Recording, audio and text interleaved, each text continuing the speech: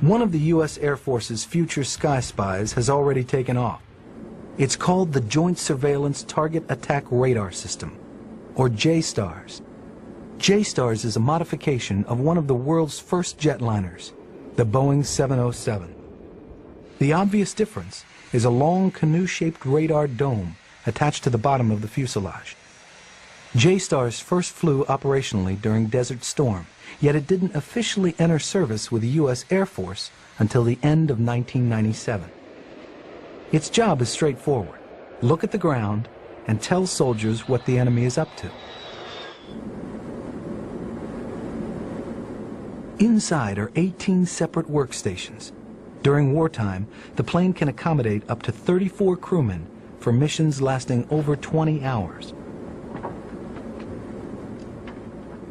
To the layperson, JSTARS doesn't seem high-tech. But what makes it a spy system for the 21st century isn't looks, it's information. JSTARS is the centerpiece in a vast communication and reconnaissance network that links soldier to satellite. This link will be more important than ever as space becomes an integral part of the battlefield.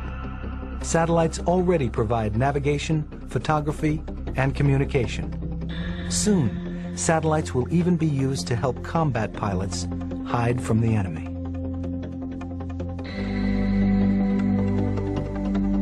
There's really a unique new capability that's being studied that circumvents a problem that military aircraft have right now, and that is when they use their radar systems, they're exposing themselves. As soon as you turn your radar on, a lot of people know exactly where you are. But if the radar comes from space, there's no need to worry.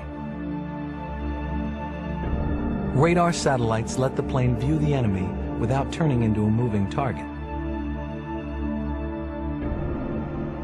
The radar signal kind of comes down from the satellite, bounces off the target, and it gets picked up by a radar receiver that's located perhaps in an unmanned aerial vehicle that's loitering in a pretty high threat kind of environment. So that really provides a unique capability wherein you can receive the radar information without giving away your location.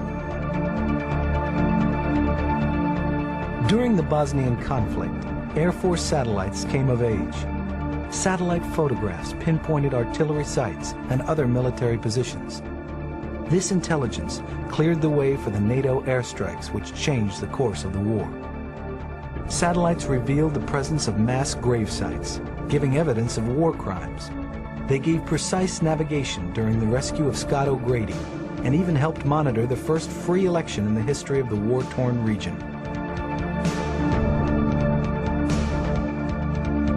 The satellite communicates with helicopters, airplanes, soldiers, and submarines. It is the apex of a vast cone of information. Without it, the entire network would fall apart.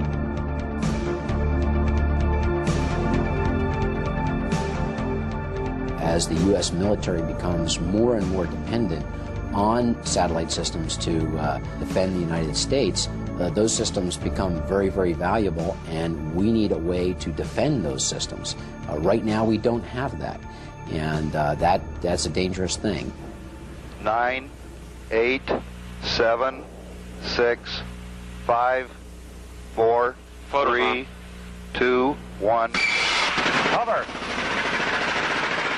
This little machine seems to defy gravity. Cover homing. This unusual display is a test bed for a strange new spacecraft built to hunt down enemy satellites.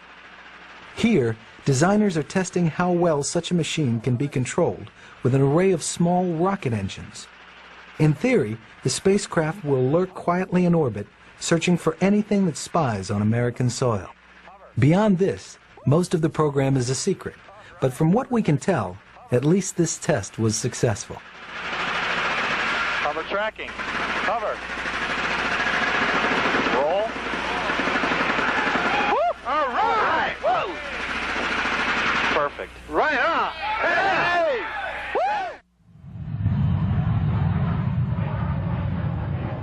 In the 21st century, virtual training will be more important than ever. The U.S. Air Force has conceded that in an era of fiscal austerity, simulation will increasingly supplant actual flying time. But the military prefers the real thing. The move to virtual training has been difficult to accept, and high-level officers are demanding that virtual training systems make their pilots feel like they're actually flying. To get Pentagon approval, computer programmers must create simulated environments which mirror reality. Controls must feel authentic, weather conditions should look real, and most of all, the terrain needs to be exact. One company, Evans & Sutherland, has been in the simulation business since the beginning. In the quest for more realistic flight simulators, aerial photography has found a new outlet, creating virtual landscapes anywhere in the world.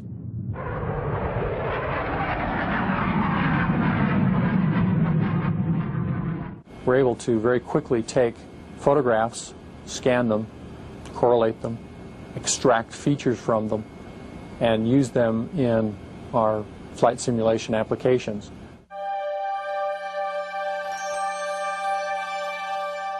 Here, an airplane has taken a string of aerial photographs.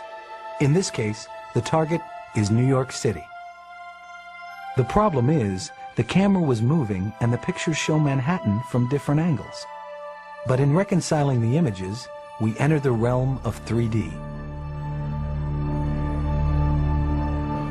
When we're ready to visualize the two images as they overlap, we end up with a simultaneous visualization. It looks much like a big hodgepodge. It's very hard to recognize. When we use a special pair of polarized sunglasses where one eye is only allowed to see one photograph and the other eye is only allowed to see the other photograph, then our left and our right eye perception of the stereo images is now available to us. By correlating the two images, the computer software creates a three-dimensional model of Manhattan. Now, texture and color can be added to the buildings, streets, and bridges. In the end, we see the same view a helicopter pilot might see flying over the Hudson River. We have used the texture or the imagery and done a paint job on the side of the buildings. All of this is done with this software package. And this might be an entertainment application, or you might consider instead of Manhattan Island, you might consider some other area of interest like Baghdad. Or Salt Lake City. In the year 2002, the mountainous terrain of northern Utah will host the Winter Olympics. By then, virtual journeys may help the unfamiliar tourist find Olympic venues, much the way it guides a pilot into his target. Now, people who will be visiting this city, Salt Lake City, for the Olympics in 2002, when you come to a strange city and someone tells you that a particular venue that you're interested in, the downhill or the bobsled or any of the venues, they tell you it's up the canyon and off this way. You're always at a loss as to exactly how to get there. With the same technique of training pilots to recognize their target, we might want to train visitors to the city to understand how to get to the different Olympic venues. As we approach the anniversary commemorating a century of flight, the job of aerial reconnaissance seems to be coming of age. The sky spies of the future will come in all shapes and sizes. Pilotless planes that fly themselves, going places we dare not go. Technologies which change the way we fly and fight. Innovations which let us see our world in a way we've never seen it before.